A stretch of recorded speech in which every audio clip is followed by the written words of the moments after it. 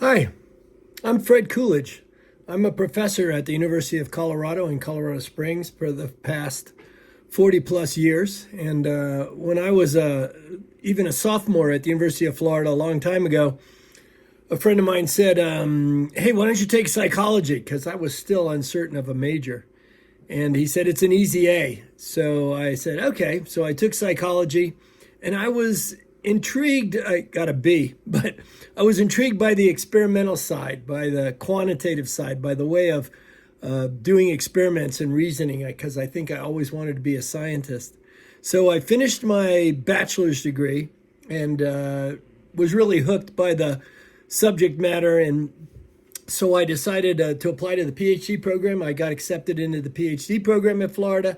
And so I got my bachelor's, my master's, and my PhD at the University of Florida, all in about 8 years.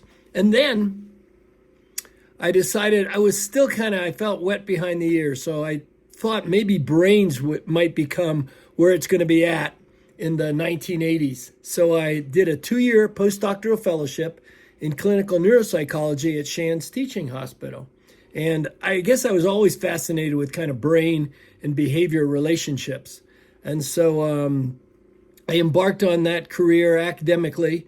I worked in a sleep lab while I was at the University of Florida and part of my master's degree and part of my PhD was working in a NASA-sponsored sleep lab. And then I created my own sleep lab to do my dissertation. And my dissertation concerned whether if you learned something just before sleep, would REM sleep or stage 4 or delta sleep have an effect upon the memory? Would it consolidate it better? Would it enhance it? So that's been my career. I've now written 14 books and I've been really satisfied. I've had really no detours. I was kind of an academic to start with.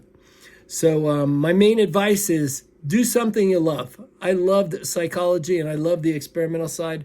So my main advice is do something you love. Thanks.